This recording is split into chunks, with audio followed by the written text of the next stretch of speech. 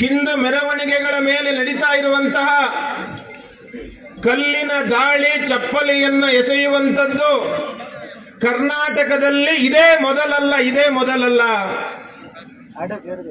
2 ವರ್ಷದ ಹಿಂದೆ ದಾವಣಗೆರೆಯಲ್ಲಿ ಗಣೇಶನ ಮೆರವಣಿಗೆ ಹೋಗಬೇಕಾದ್ರೆ ಆ ಗಣೇಶನ ಮೆರವಣಿಗೆಯ ಮೇಲೆ ಕಲ್ಲನ್ನ ತೂರ್ತಾರೆ, ಚಪ್ಪಲಿಯನ್ನು ತೂರ್ತಾರೆ.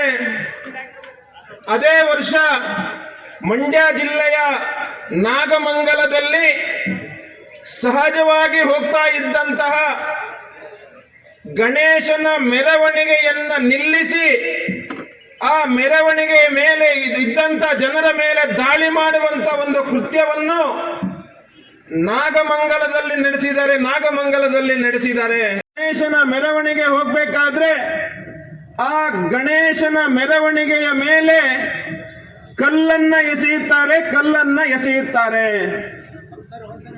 ಶಕ್ತಿಯ ಮೆರವಣಿಗೆ ಹೋಗ್ಬೇಕಾದ್ರೆ ಅಲ್ಲೂ ಕೂಡ ಓಂ ಶಕ್ತಿ ಮೆರವಣಿಗೆಯ ಮೇಲೆ ಕಲ್ಲನ್ನ ತೂರುವನ್ನ ಪ್ರದರ್ಶನ ಮಾಡ್ತಾ ಇದ್ದಾವೆ.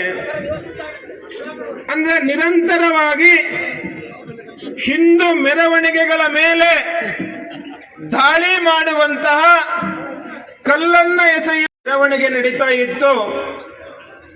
ಆ ಮೆರವಣಿಗೆಯ ಮೇಲೆ ಕಲ್ಲನ್ನ ತೂರಿ ಶಾಂತಿಯಿಂದ ಇದ್ದಂತ ಹಿಂದೂ ಸಮಾಜವನ್ನ ಕೆಣಕುವಂತಹ ಒಂದು ಕಲ್ಲಿನಿಂದ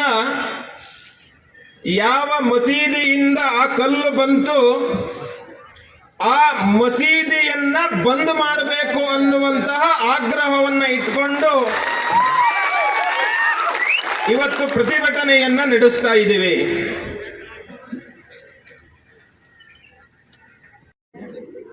ಏನು ಶಿವಾಜಿ ಜಯಂತಿಯ ದಿನ 19ನೇ ತಾರೀಕು